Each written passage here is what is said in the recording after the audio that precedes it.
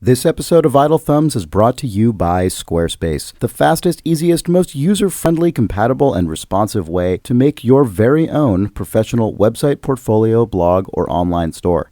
Go to squarespace.com and use the promo code THUMBS at checkout for 10% off your first order. And if you sign up for a year, get a free domain name. That's squarespace.com with the promo code THUMBS. I'm really sore and tired. Hello. I'm really Soren Johnson over here. Over Soren Johnson. Really Soren Johnson over here. Over California. Soren Johnson over California. Really Soren Johnson over California. When I leaned down to get my phone, I you really just fucked up my back. Oh, no. I'm an old man. Old man cat. Oh, my God.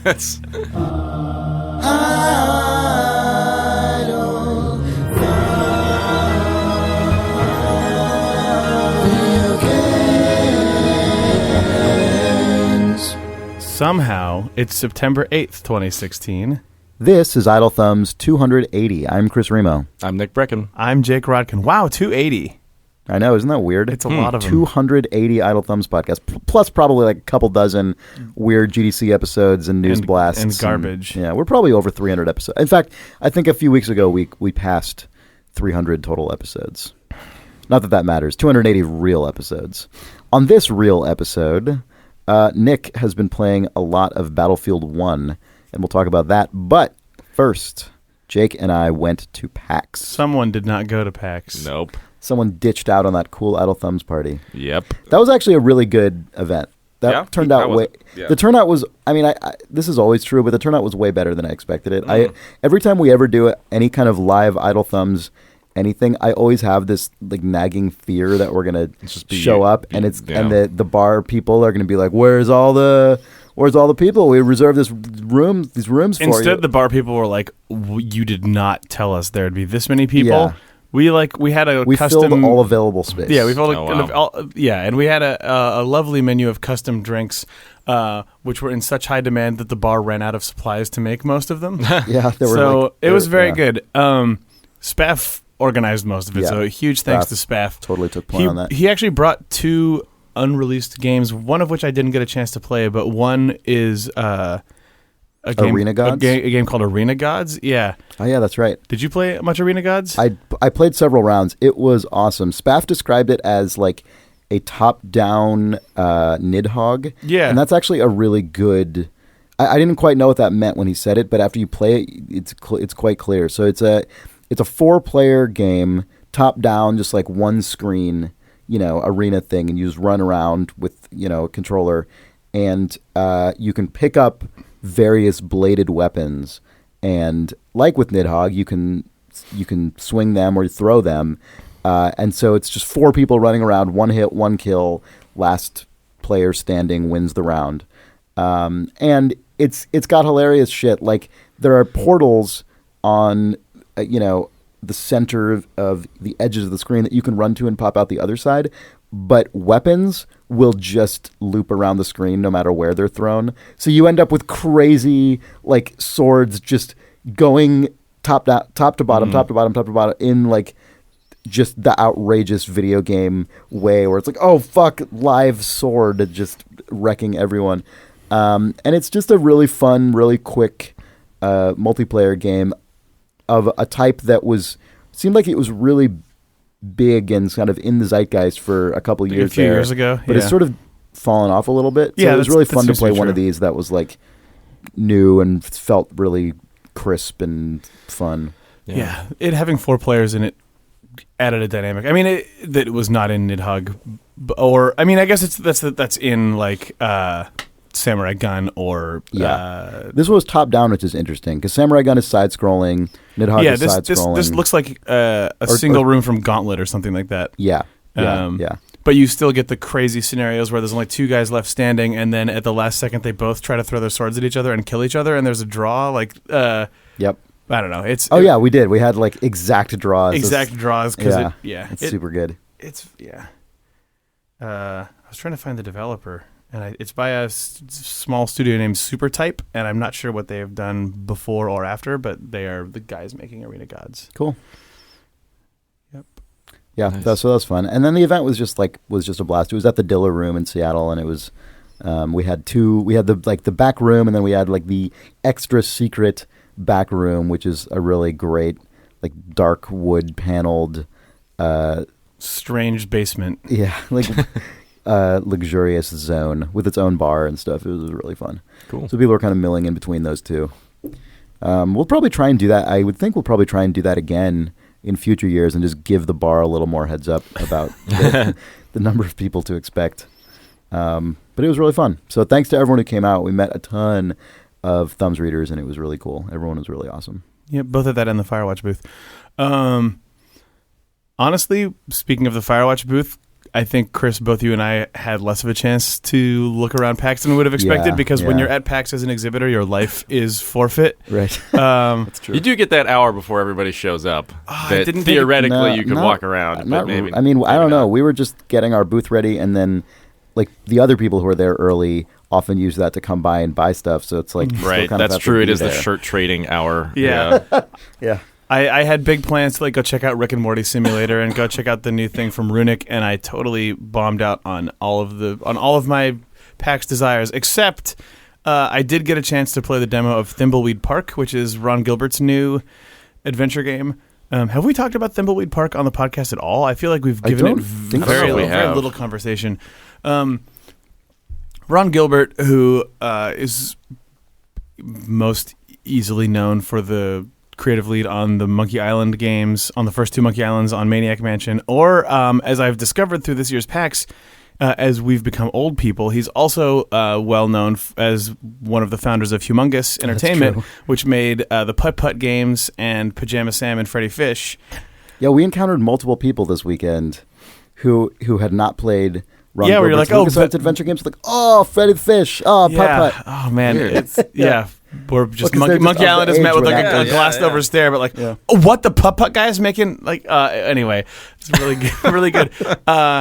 He also worked at Hothead Games for a while. He worked at Double Fine on the Cave with you, Chris. But he and Gary Winnick, with whom he co-created Maniac Mansion, and a few of the other artists from that like late 80s, early 90s LucasArts era, have a new adventure game coming out completely of that style called Thimbleweed Park. And I played through a chunk of it, and it was, in my opinion, really good. I don't know how to get into describing what this game is. I mean, it seems like it's an adventure game of that old style, and it leans very heavily into it being an old adventure game. Like, it has the classic gigantic text verbs at the bottom of the screen all the time and the gigantic inventory. The characters look like they actually fell out of Maniac Mansion or Zack McCracken.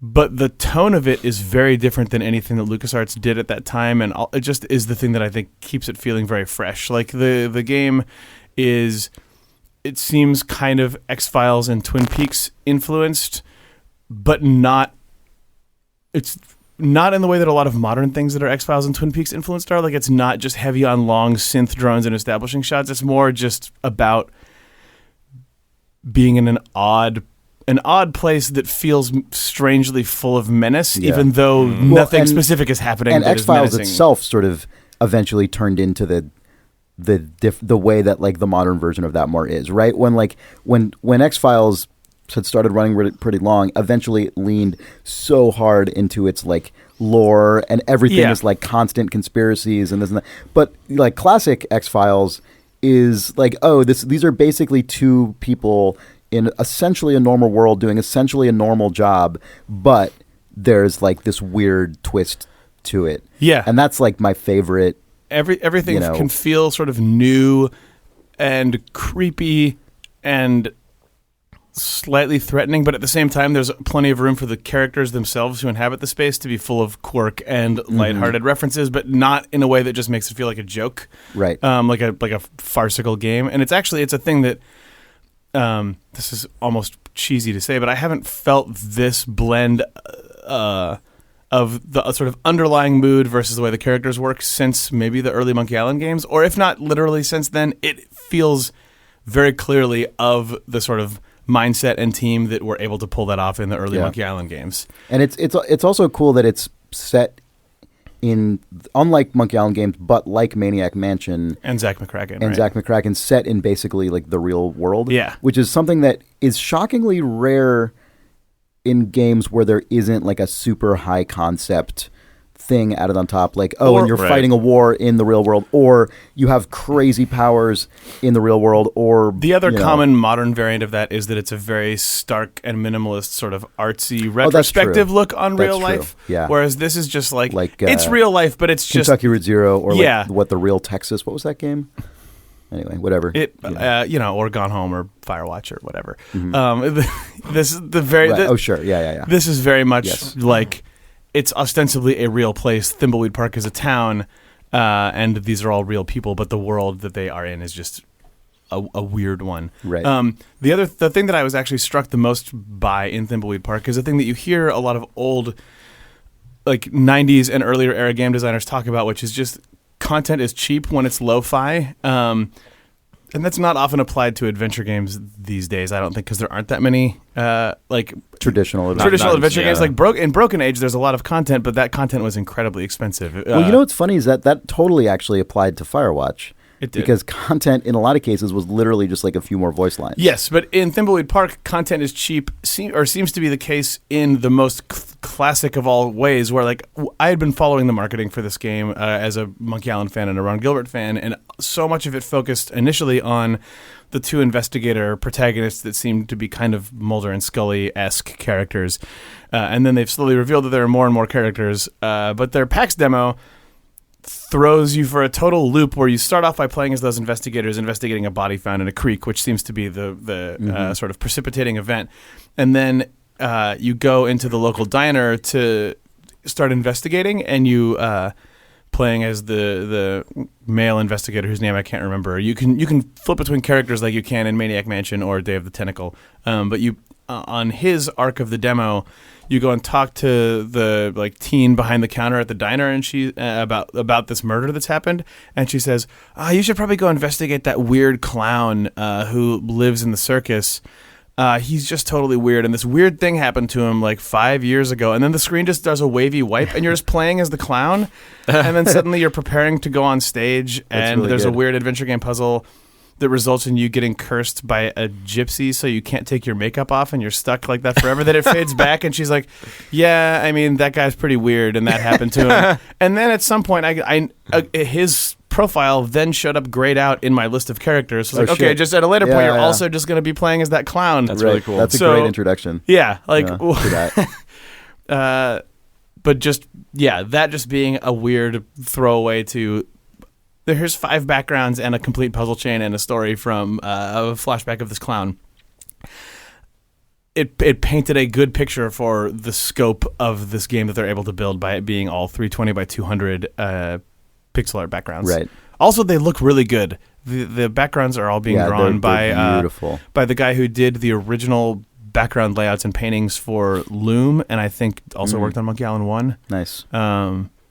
And if you remember those games, they're incredibly evocative, and it feels less like a retro throwback to me, and more almost like you've just stumbled upon a weird missing, like it fell out of an alternate dimension where this game got made instead of Monkey Island 1 or something like that, where like the company and the history of adventure games just evolved slightly off on a different trajectory. Is that comparable at all to you, like the way Hyper Light Drifter feels like an alternate path?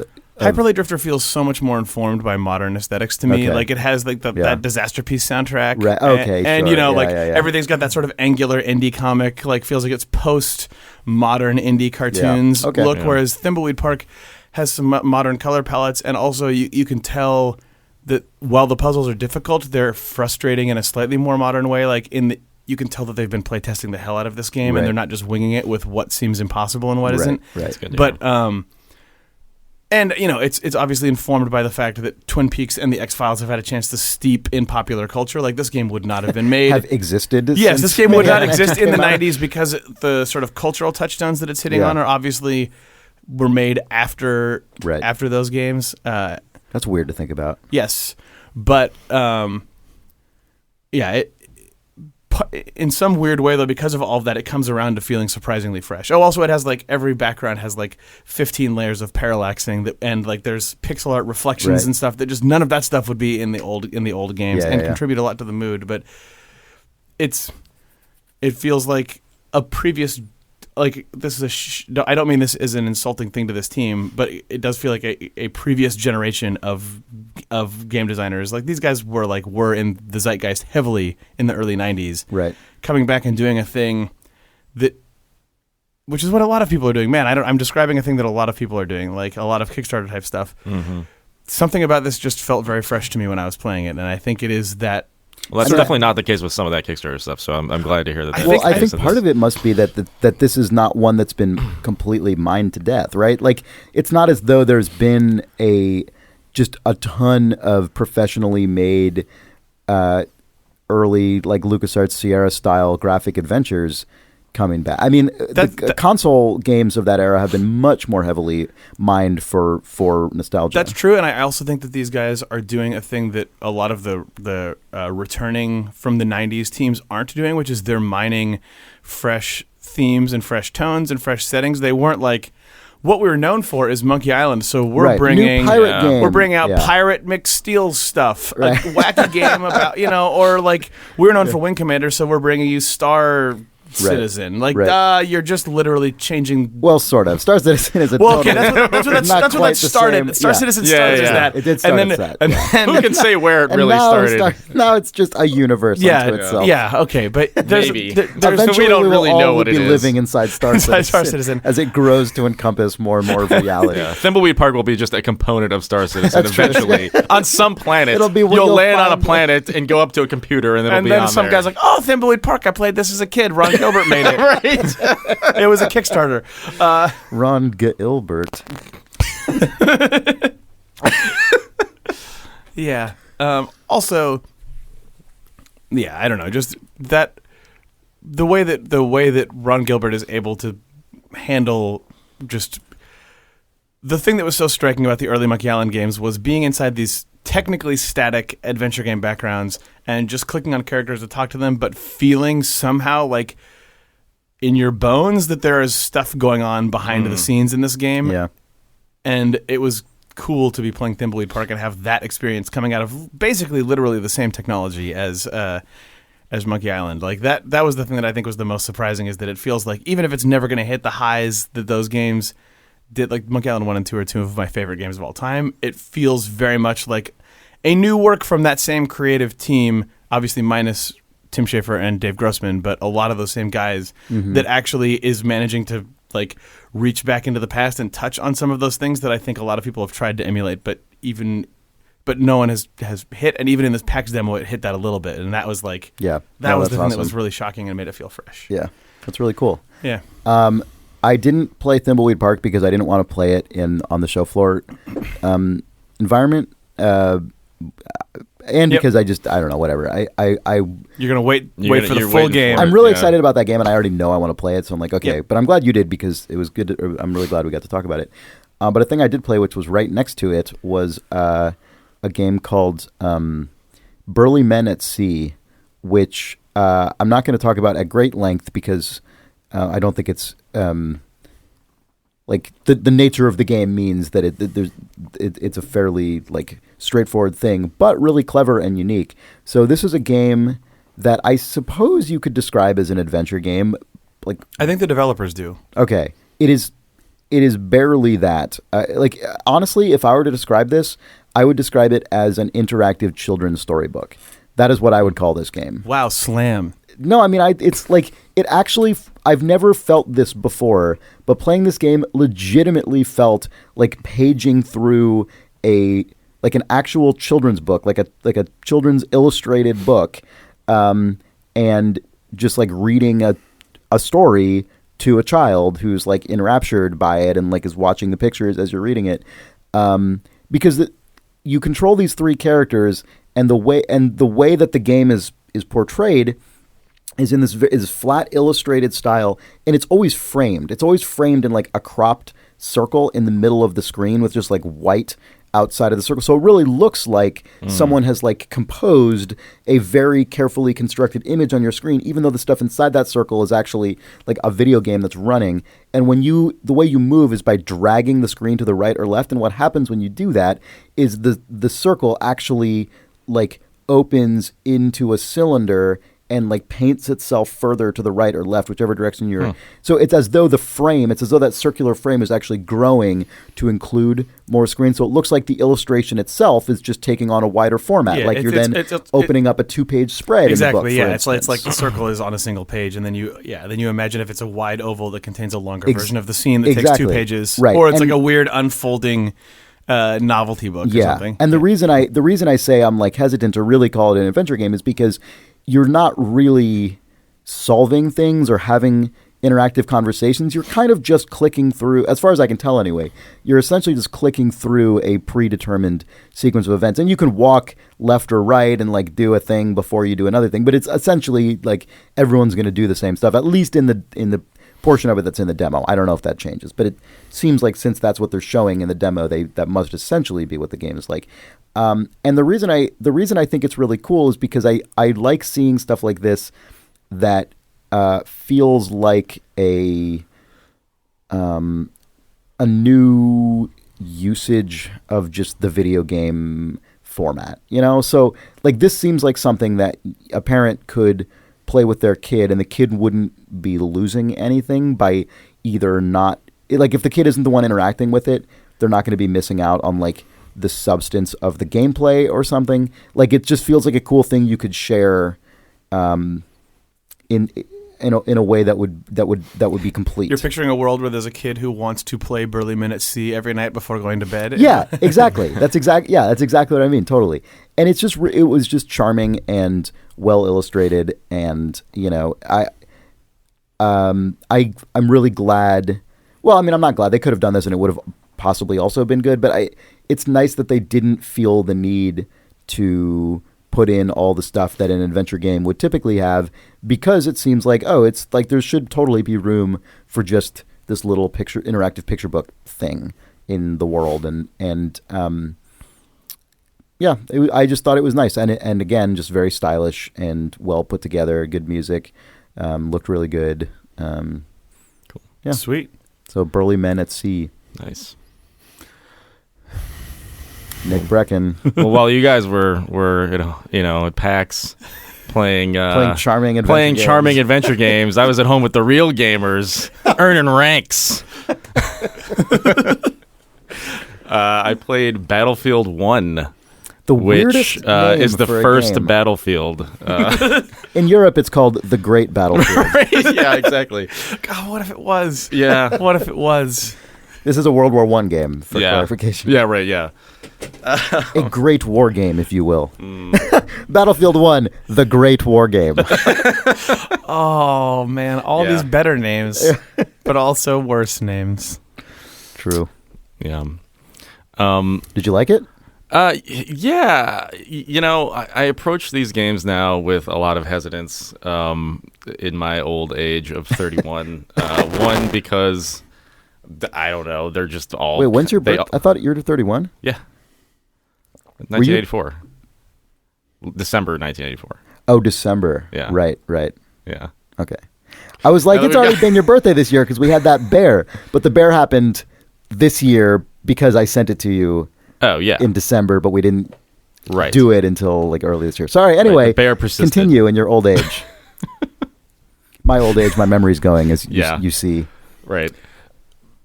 I've hurt my back very badly. I was just waiting for Jake to get that out. By leaning over to pick up my telephone. So, anyway. Jake was in total, like, old man, throw out your back. Right. It was still really so bad. Oh, man. So let's hear about this war game.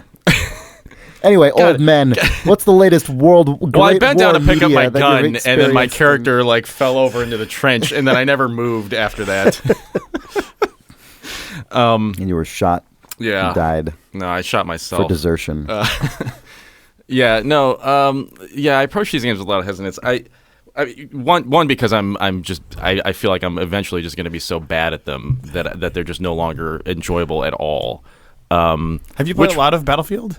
I mean, no, not really. Surely you played 1942. 1942. Like, that's the thing. I played 1942. I liked riding around on the wing of planes with 20 other people doing like goofy stuff, and then that series took a really serious turn that just kind of didn't really capture anything of that original game for me. With sort of like the modern military guy, and I didn't even realize there was a Battlefield 4, I guess. People were playing that, and that was popular. The last time I remember taking note of that series was Battlefield 3, but in any case. And so, I thought, all right, well, I'll give this thing a shot. It seems like at least... Battlefield 3, obviously the sequel to Battlefield 4.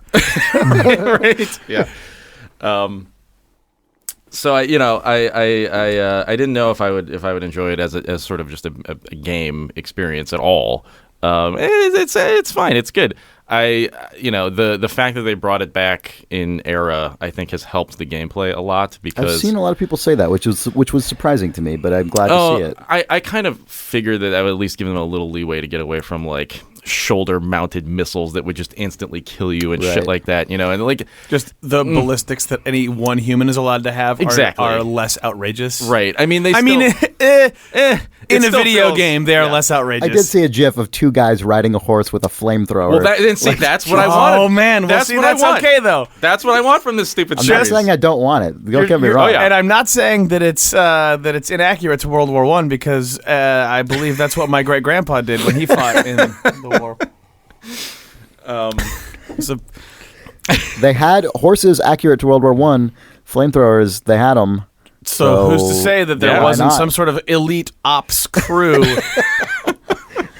They were like standing on recently a horse. Declassified drawings by Leonardo da Vinci. Maybe someone found these old drawings during the war and then made them. That's true. And it became an elite unit that you can play with 20 of your friends online on your Xbox One.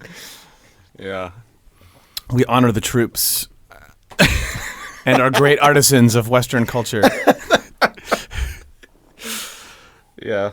It's goofy. It's a goofy Battlefield game. Did you enjoy it? Have you been? What? Was this good?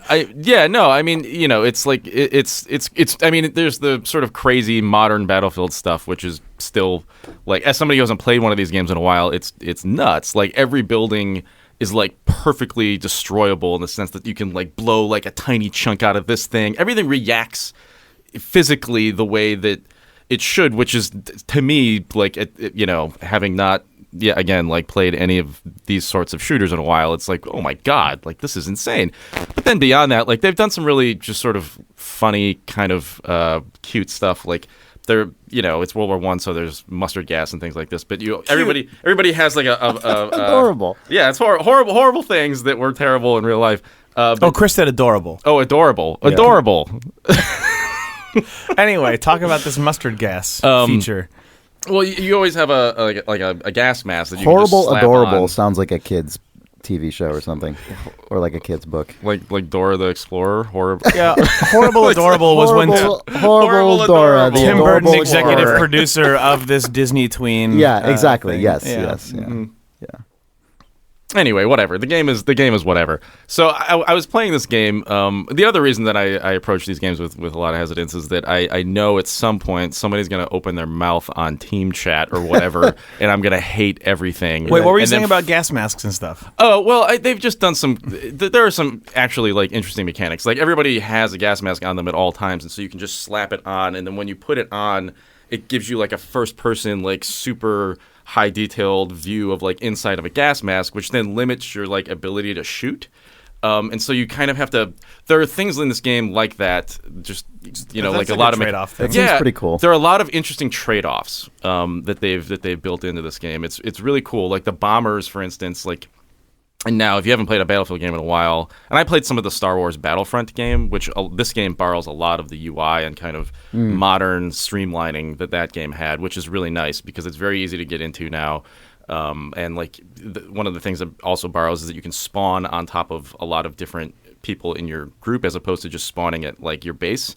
So if somebody's in a tank or if they're in a plane or whatever, you can just drop in and instantly join them. So it just keeps the game moving. But So like, there are all kinds of different vehicles, obviously tanks, etc. But they have these bombers now, and because they're old, sort of clunky World War I bombers, there's like the pilot has a view, and then in front of him there's a turret seat. But when there's a guy who drops into that turret, he basically completely obscures your actual view of the flight. But then, actually, this is good because I'm going to get into the one story I wanted to tell. But then you can drop into like your actual bomber view, which is weird. Like it's the sort of like a periscope or something. It's the downward facing periscope view that you would have as a bomber, where it's sort of lining up where you're going to drop these bombs.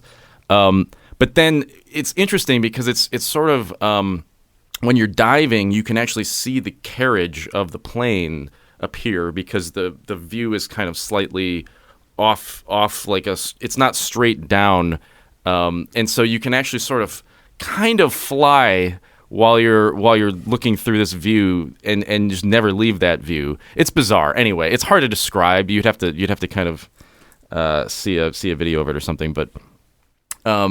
So anyway, I actually like really enjoyed the strange gameplay of this stupid bomber that's like, you're flying around. That's good stuff to commit to though, like all the weird idiosyncrasies. Yeah. Era I was really into it. Aviation. So like the gunner in the back is the obvious spot. You're trying to be the tail guy and protect you from all the fighters and stuff. But the gunner in the front, I always kind of appreciated because the gunner in the front. Most of the time, because you're like a bomber, you're just flying around, and that guy doesn't have a lot to do.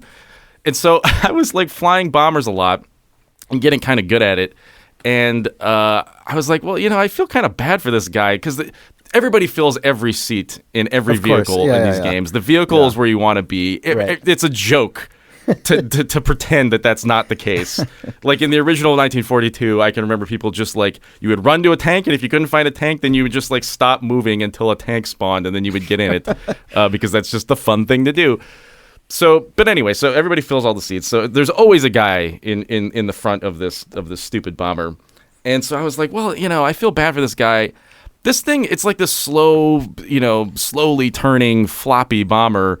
Nick was just flopping his arms around to indicate. But because of that, it's sort of unassuming. And so I was like, I wonder if I could just drive this thing like a fighter and maybe pick some planes off, and nobody would see it coming. Right. And so I just started, instead of like, you became a stealth bomber. Kind of. Like, instead of actually like doing what people expected, which is like, going up and then diving down and bombing, I just started to slowly kind of quietly follow the enemy fighters and just kind of maybe I'll just pretend that I'm going to go to this city and bomb. No, I'm going to follow you and then give my guy like a chance to shoot at him.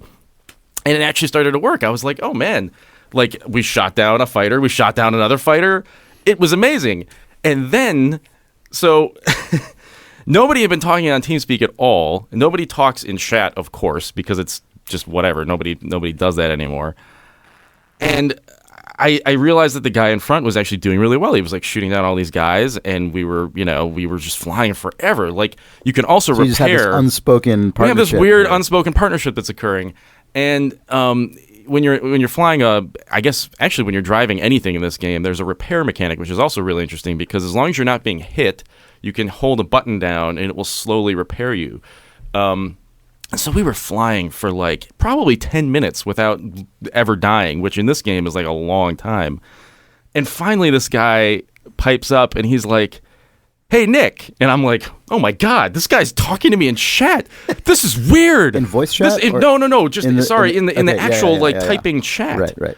Like I didn't know how to respond. First of all, I'm flying this thing, so I can't like very easily start typing. Yeah. But so then I just sort of head off towards the sunset for a second. I go, oh hey, good job on that kill, on that, because you shot the guy down, which was impressive. I hope you typed all of that. I mean, I typed a lot. I was like, oh, because you shot that guy down. That was impressive. Which was impressive. Yeah. I typed a lot. I typed like a 2-sentence missive and then sent it off to this guy, and he was like, yeah, man, like. You go get him. You're the best pilot I've ever flown with. God, he's gonna get shot and killed. He's gonna get shot and killed. There's no way he doesn't. Okay, maybe. There's no way he's not just wrecked by bullets right after typing that. You'll keep me safe. I know it. And so we started sort of like chatting. Like after every kill, I'd be like, "Oh man, good job, good shot, guy," and he'd be like, "Yeah, you go, keep doing what you're doing." Like just like stupid, like back and forth, like colon D, like smiley face, you're the best kind of stuff. And I was like, this is weird. Like I haven't talked to anybody in a video game ever in the last 20 years, probably, or I don't know, 10 years. Like you don't do this. This is bizarre. Right. And so. Eventually, we're just sort of flying around. And then I realized I ordered dinner like 15 minutes ago. And I have to get up to go to the door to get the dinner, but I'm flying the stupid bomber. Right. And I'm going to be fucked. And so now there's like a 5-minute time limit. On like I can see like on my phone app the driver approaching, and I know I'm gonna just eat shit the second this thing happens. Then you're gonna eat food. Well, yeah, I'm just gonna eat the food because I don't care about this guy that much. And so I hear the buzzer, and I'm like, all right, I guess the best thing I can do is just like pull up on the stick. And just hope that I'm not gonna crash this guy. Right. and I'm really at this point I'm like really invested. I'm like I really don't want to let this guy down. Yeah. But also I don't want to explain. Like I don't really have time to explain. Like there's food coming. You had 5 weird minutes, guy on the internet. Well, I know, but like what? I just okay. I don't want him to jump out. I don't give him like a reason to like doubt me. And so instead you're just gonna. So you'd rather protect your reputation right. and pride than hit the life of his fictional character. Right. So I was able to run and hit the buzzer to let the guy in. But then I could hear him coming up the stairs, and I was like, oh, God, I'm going to have to go pay him at the door. That's like a good, 20 seconds. All right, I'm just doing it. And so I just aimed towards, the sunset, pulled up on the stick, and just ran to the door. And I was like, oh, thanks for the food. And he was like, okay, so that'll be 20. I was like, okay, here you go. I got a bomber over there. Just give me my food. It's fine. Okay. And then I run back to the thing, and just as I get back to the computer, I just see a mountainside just approaching full on, and I'm like, oh God, oh no, and just everything explodes, and then the guy's like, what were you doing? What did you do? What was that? And I felt so bad. I was like, oh, I let this dude down, and then he forgave me, and he was like, wow. I added you on Origin chat, and and I was like, I don't know what to do with that, but I don't even know, I don't use Origin ever, but I'll tell you of my betrayal on this podcast. But yeah, that's kind of in the story, but it was just a weird thing to experience that, because I haven't experienced anything like that since maybe the early 2000s at this point, of just teaming up with a dude in a multiplayer shooter and feeling like he wasn't a total shitbag, basically, right? And then getting friended on a chat service afterwards. And so that was maybe the best moment out of just playing what is a fine game. And I can't promise that'll actually happen if you play this game, but. It reminded me how much I miss that stuff, and that sort of cool. that version of multiplayer shooter culture. That totally feels like something that is just lost to me now. Yeah, of just the idea that I would be playing something like that and sort of invest both enough time and also enough legitimate, sort of presence of mind and effort, and then have that connection where it's oh, cool, I'm sort of weird intangible buddies with a person on the internet now, and we're never gonna meet each other. Yep. I can't. It's just impossible for me to imagine having that again now. Yeah. In my 30s in 2016. I mean, I'm sure I'll never play with this guy again, but I mean, I will say the thing that the game does well that is actually it's trying to create these moments kind of, because there's this squad system, and when you start every round you have to, I mean, you don't have to, I think you could skip it, but pretty much everybody joins a squad, and it's off to the left and you can see it, and each squad is only 5 people large, and then at that point you can spawn on top of anybody in your squad. Okay, so it's trying to keep you in a tight-knit group with 4 other friends. That's cool. Right. Or 4 other people who they hope will become friends. Yeah. Right, yes. Future girlfriends. Yeah. Yeah. Right. Where'd you meet? Oh, in the Great War. We met at the Battlefield 1. Yeah. The Battlefield 1, WON, is definitely a great Lost War novel of the early 20th century. Anyway. So, yeah, I had fun with that dumb game. Cool. But, yeah. You want to take a break? Sure. Video game. This episode of Idle Thumbs is brought to you by Casper, a high-quality manufacturer of mattresses and other bedding materials made right here in America and sent to your door. Casper has a complete guarantee that you, Jake Rodkin, that you will love this mattress. So you can try it out risk-free for 100 days before you decide if you want to keep it, but you probably will want to keep it because it's really good. I've heard it's got a good amount of bounce. It's got all the right bounce, the right sync, memory. Yeah, it does all the things you want, shenanigans. Right? Yep. Casper mattresses are already very competitively priced. They're $500 for a twin size mattress, up to $950 for a king, with everything in between. But if you go to casper.com/thumbs and use the promo code thumbs at checkout, you will get $50 towards the purchase of any mattress on their site. And that deal is only sweetened further by the way the mattress explodes out of its shipping box when it arrives at your home. So are you saying that I will get an incredibly well-priced, comfortable mattress, which also explodes out of its box like some sort of novelty cartoon snake? That is exactly what I'm saying. Man, I can be entertained right before I sleep, and then I can sleep. That's true. Like I've never slept before. You might not even have an easy time falling asleep because you'll be so amped up from the mattress unboxing shenanigans. Mm-hmm. Except that as soon as you hit that mattress, I'll be out. You'll be out. Like a light. Yep. So again, that is casper.com/thumbs with the promo code thumbs for $50 towards any Casper mattress. Video game. This episode of Idle Thumbs is also brought to you by Squarespace. Squarespace is the fastest, easiest, most user-friendly, intuitive, and compatible and responsive way to make your very own professional website, portfolio, blog, or online store. Yeah, it's all those things. I should know.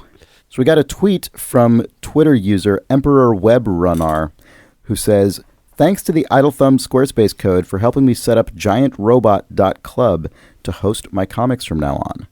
I went to this site, and on my phone it loads up with a really cool color cycling background thing. It's the webcomic art of Mark Shallow, and there's a ton of content on here already across seemingly 2 different webcomics.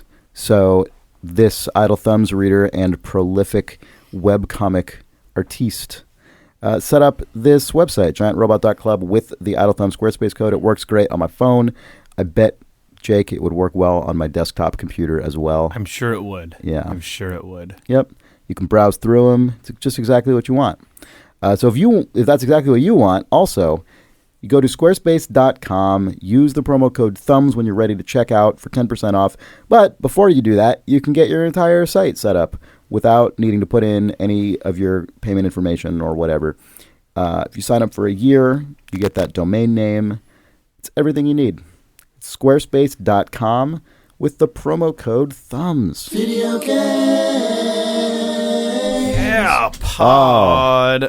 Welcome back to the pod. Oh, thanks, Chris.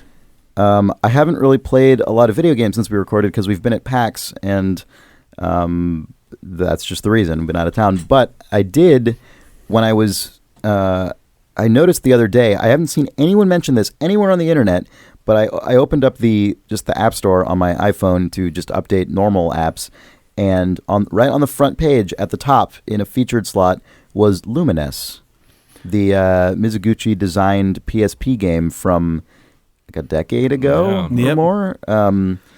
And I'm like, oh, what the hell? It's $3, so I got it.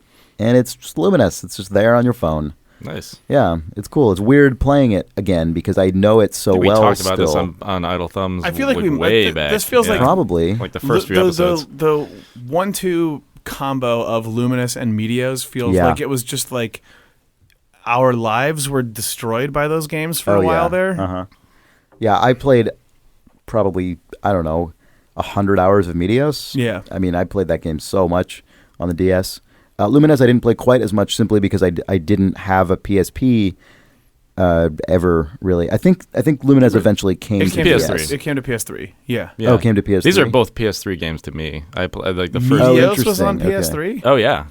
What? I think. No? What? No, maybe not. That game requires a stylus to be good. Oh, no, maybe. You sure? No, I'm if thinking, you played it, you must have played a compromised port. I'm thinking of something different. No, Meteos was not on PS3, I'm pretty sure. But Lumines was. Yeah. Meteos was 05. Then that's probably where I played Lumines then. Because Lumines didn't come to the DS. I was confused. Lumines came to Steam as well. Oh, that's right. I remember that. Yeah, maybe that's where I played it. I don't know. I played a bunch of this game somewhere or other. Oh my God, it came to iOS in 2009. What? I just went to the Lumines. All your latest Wikipedia video game page. news. Well, that's baffling. I had no idea. Well, anyway, this is like welcome to no new news on Idle Thumbs. What the hell? All right. Chris is here to talk about the recently featured 7-year-old iPhone app, Lumines. Yeah, what? Okay. Anyway, Chris, have you played this game called Flappy Bird? So I played Lumines on iOS, which I guess is like old ass news. Anyway, bye. Thanks for listening to Idle Thumbs. I don't know. All right, time for reader mail. It's there if you want to buy it. It's still on that store. It was featured. It was featured like a new app is featured. Sorry, that was your Jerry Seinfeld, or I guess George Costanza. Costanza. George Costanza. It was featured. It was featured. It was on the front page. That was more Jerry. That's true. It was on the front page. It was on the front page. Okay, well, Did you have fun playing Lumines, Chris? I did. It's really good. It's a fun game. It's a fun game that I like, and they featured it. I also played more Deus Ex GO, which I didn't mention last week, but I've just been playing that game like off and on, and it's still going. I mean, still going. Deus Ex. Okay. I played a little of the actual Deus Ex, I'm but at not enough to level really talk about 52 it. now. Oh yeah. Yeah. What did you get? Did you get into the hub? Yeah, I got into the so hub. you're playing a the real bit. game. Yeah. Yeah. Yeah. I haven't really played it since last week because I have not had a system. I have not had access to a computer, but I will this week play more. Okay, well, let's just good do segment, reader mail, best I guess. segment. Yeah, sorry, that was a I'm great sorry one. for ruining it. The good ones. Okay, Jake Rodkin writes, "Hello, Chris. What is game? Lumines for the iOS system platform. Yeah." Jake did, in fact, write that email 8 minutes ago, according to this email. I wanted to know what it was. Oh, that's what it is. Brand new game, Lumines. Andrew Helm writes, storytelling and Hitman. Hey, Thumbs. Long time, first time. Years of Thumbs listening have taught me to avoid consuming video games as a singular designed experience and instead focus on the stories created during the player's time within the world. That focus on implied stories made a recent experience in Hitman much more memorable than it otherwise would have been, and it seemed worth sharing. During an escalation mission, I was tasked with killing 3 people and moving their bodies into a freezer. The freezer and the targets were in a relatively populated area, so the strategy was to knock out all civilians, potential witnesses, who regularly wandered into the area as well. It just so happens the freezer included in the objectives was also the perfect place to hide the unconscious civilians. By the time I was on my final target, the freezer contained a pile of a dozen or so bodies, 2 of which were dead targets, with the remainder being unconscious civilians. I knocked out my final target, moved her body to the freezer, and prepared for the moment of triumph. I pressed Q to snap neck, and began a slow, dramatic stroll away from the body pile. However, instead of the rising music and mission complete message, the text on screen read, "Non-target killed." The room was so crowded with unconscious bodies that I had chosen the wrong one. Upon refocusing the camera toward the pile, the true irony of the situation became apparent. The pile of civilians were all wearing the same outfit. The final target was using the very strategy that had been initially implemented by Agent 47 himself during the boat training, disguise. Undaunted, I continued to press Q to snap neck until the mission was complete. However, by that time, the drama of the initial setup had dissipated and was replaced by a frantic scene of 47 killing indiscriminately to finish the job. 4 civilians died that day, and only one man will ever know the true reason. Perhaps the murders of the innocent bystanders served to throw investigators off the scent and prevent them from finding the common thread between the 3 real targets. Maybe the party who requested the hit assumed that the legendary Agent 47 had uncovered a conspiracy that included the 4 non-targets as well, justifying their deaths. The civilians who were spared had no context for what they woke up to and will never understand why they were spared in a seemingly random attack. Hopefully they were motivated by the experience a la a Tyler Durden robbery and resolved to make themselves better people. Thanks for all the pods, and please never stop casting them. Andy, Invergrove Heights, Minnesota. That reminds me of a separate email I got from reader Roger Chin, who wrote, I made a short Hitman video I think you'd enjoy. It's entitled, There's a Problem with the Toilet.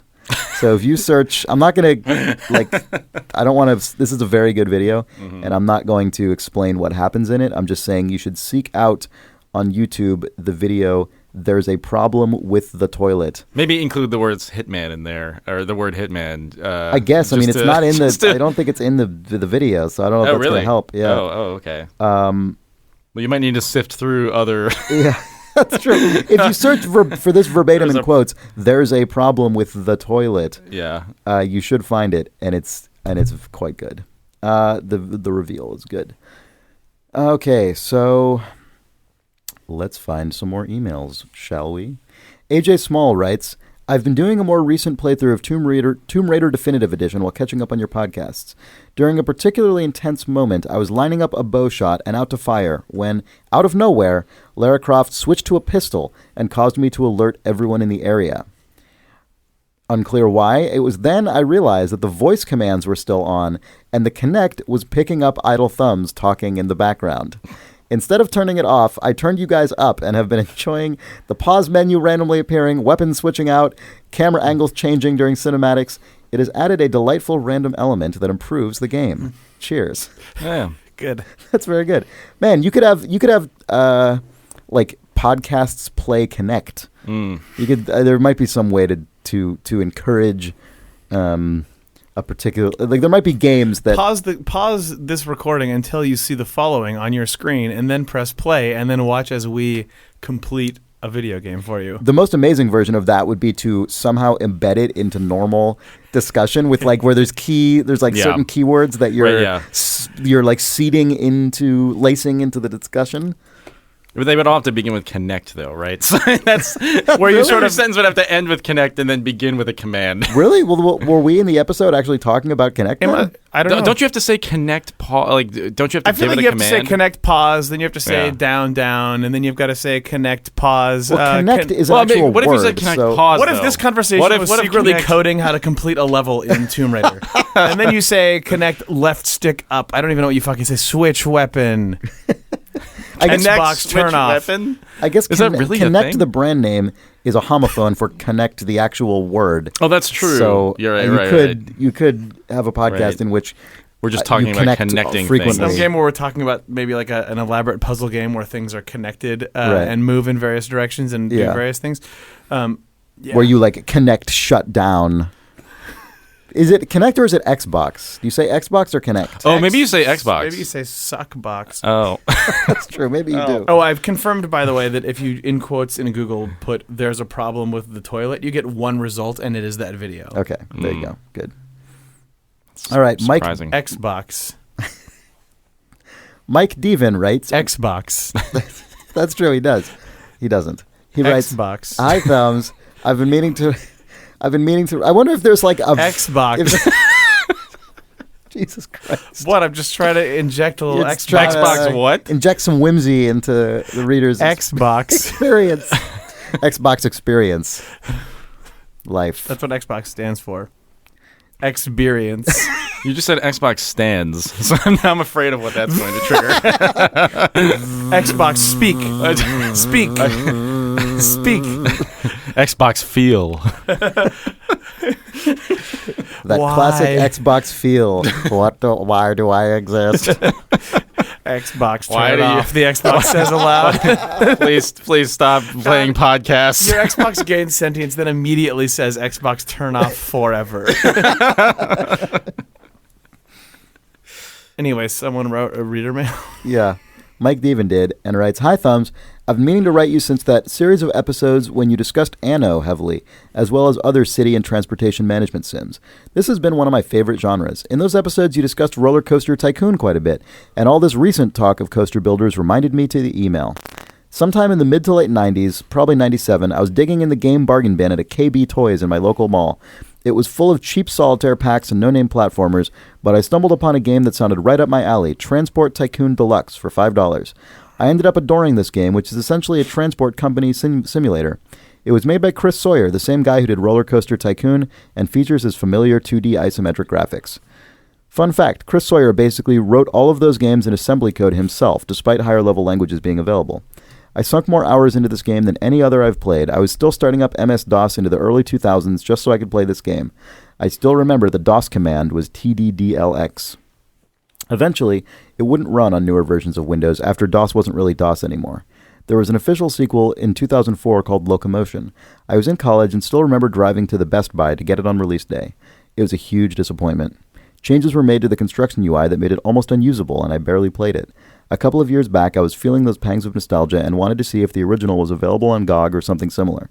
I discovered fans had developed a patch for the original game to add new features, and then completely reverse-engineered the game and rewrote it in C++, allowing it to play on modern hardware. The game is open source called OpenTTD, and development continues today. Many additional features like improved signaling and larger maps have been added that allow much more complex networks than were ever possible in the original game. Most interesting is the addition of online multiplayer, where a number of players connect to a single game on a server to work cooperatively. It has the feel of multiple people working in the same Google Doc. They work together to develop massive train networks that link together all the industries on the map using main lines, sidelines, feeder lines, and a degree of complexity which is remarkable. Trains were always the most interesting form of transport, and they've become the focus of the community's interest. The networks are so complex that they do planning by picking a small area of the map and basically mocking up a scale model of the final network. Whoa. There are guides to building flyover junctions, how to feed into stations so there are no backups, and increasingly complex hubs that handle more and more trains. Take a look at this article on backbone hubs to see a little what I'm talking about. And then he links to wiki.opentttdcoop.org/bbh. I find it remarkable that such a specific and strong community has built up around this game I love, and they've developed their own technical language for virtual train construction. If you're interested in seeing what the community's built, check out opentttd.org for the game, and OpenTTDCoop.org for the co-op community. Both sites have wikis that explain in depth how various types of junction and hubs and signaling schemes work. I've started to play again, but I'm a long way from understanding all of these complexities. Thanks, and keep up the good work, Mike Deven. That's crazy. That's awesome. Yeah. Yeah, I've seen some screenshots of that thing. It's absolutely bonkers. The world needs some sort of combination of the 99% Invisible podcast and the Reply All podcast that would just cover this sort of shit. Yeah, that's true. Neither of those podcasts would cover that, but no, not unless some like weird thing caused it to like reach out into the real world somehow, probably. Yeah. But I love that communities like that exist. Oh yeah, it's great. Corey Shaughnessy writes, if you were to have a special episode of the podcast and got to send out scratch and sniff sheets to all your listeners for that episode, what 6 cents would you use? Corey Shaughnessy. 6 cents? Yeah, not 6th sense. What 6th sense would you use? So we'd have to send 6 unique smells, up to 6 unique smells? Yeah, that we could presumably like trigger in the podcast. Or like just say, scratch this one now. Right. Man. When we say Xbox turn off, scratch this smell. When we say Allard, the smell of like burnt rubber and like sick. Or like a fresh Northwestern pine. That's true, like a pine pine scent. Yeah. I was just reading about how scratch and sniffs work. Oh, It's yeah? crazy. How do they work? The technology is actually fairly old, but it's nuts. Yeah. But They came in magazines and shit. Well, I mean, from like the 60s. Like they It's not that old. Well, ancient. Scratch and sniff. Come on, I don't know. Maybe I just still feel Does like it still feel like amazing? It still feels like an amazing technology Scratch to and me. sniff was old in the 80s, therefore it must have been old in the 70s. Therefore, it must have been old in the current now. Yeah, Right. that's what I meant to say. I went the wrong way. Yeah. Too much Battlefield 1 discussion has made me think that Reset all my impressions of old. of how time works. Yeah, it's based off of like carbon copying, and so they actually and so it's molecules of oils, like essential, like really strongly scented oils, but they're just like the actual thing that you're scratching are like these microscopic encapsulated particles of like really strongly scented oils, and then when you're scratching it, you're actually like breaking them open. It's the same technology that they use for those like things that you find in a magazine that have like cologne on them. Right. Except in that case, it just rips them all open at once. But a scratch and sniff, you can sort of like you hit a few of them, but there's always a few left, and that's why it smells for like 20 years later. Yeah. Yeah. It's crazy. Anyway. So what smells? What do we include? I'm not asking just what. what in this room? Something smells weird. Nick. Gosh, I don't know. It's weird to request smells when we are an audio medium that discusses an audio and visual medium. Like smells don't factor into anything we talk about ever. Well, maybe they should. I know. Maybe we should be talking about smells all the time. Accurate smells of Idle Thumbs include coffee. Yeah, I was going to say true. coffee. Strong coffee smell. Styrofoam, a sort sweating, of slight styrofoam. That weird, gross, or like foam, stale smell of foam. Yeah. Which is, I mean, we don't really smell it where we're sitting, but if you walk up to the wall, you could smell it. So we could create a more real than real experience. A sweaty room with like that sort of room sweaty funk. Men. With but then like also when J. Allard shows up, you can definitely, in combination with one on each finger, the smell of burnt rubber and of pine. And Axe body spray. And Axe body, that's three. Yeah. So okay, it's coffee, styrofoam, sweat, Axe body spray, burned rubber, and a fresh pine. That's the 6. Nailed it. Clearly, what would sum up the Idle Thumbs podcast better than that combination of smells? Nothing. Yeah, nothing at all. That's true. Nothing at all would actually be a much better summation of the Idle Thumbs podcast than those 6 We are odorless, scents. Tasteless, colorless. Definitely tasteless. But deadly. What sixth sense do you guys think would be most appropriate to the Idle Taste. Taste is a sense, but the other kind, the metaphorical kind. Fuck, taste is one of the 5. Right, yeah. Son of a bitch. Sight, touch. Those are the 6th. It's like I have a 6th sense. Taste.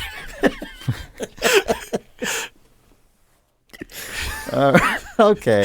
Xbox, turn off podcast. Xbox, turn off taste. Erase. No taste. Xbox, wipe archives.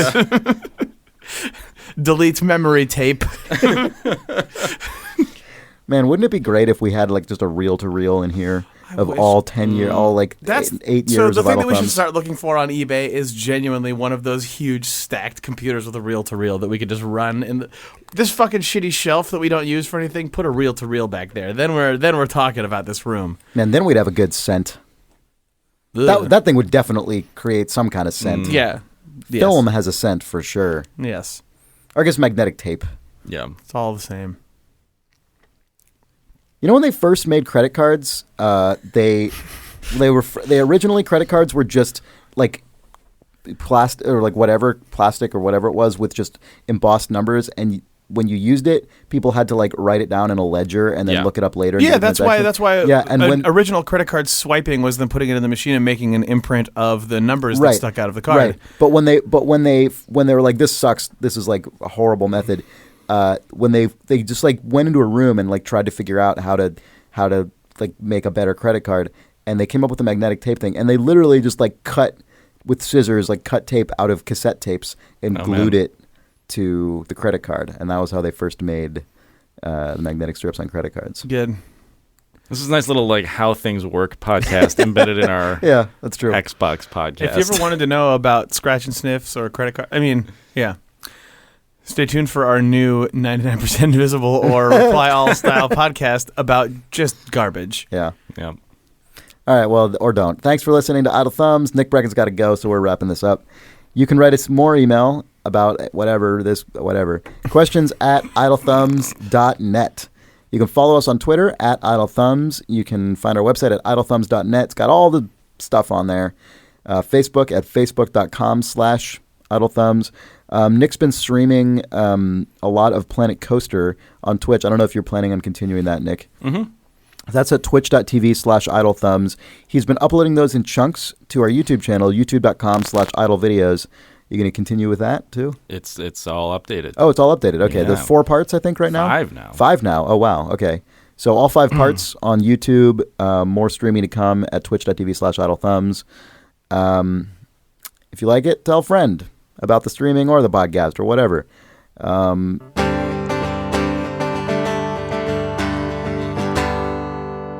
Xbox. Goodbye. Goodbye. Xbox goodbye.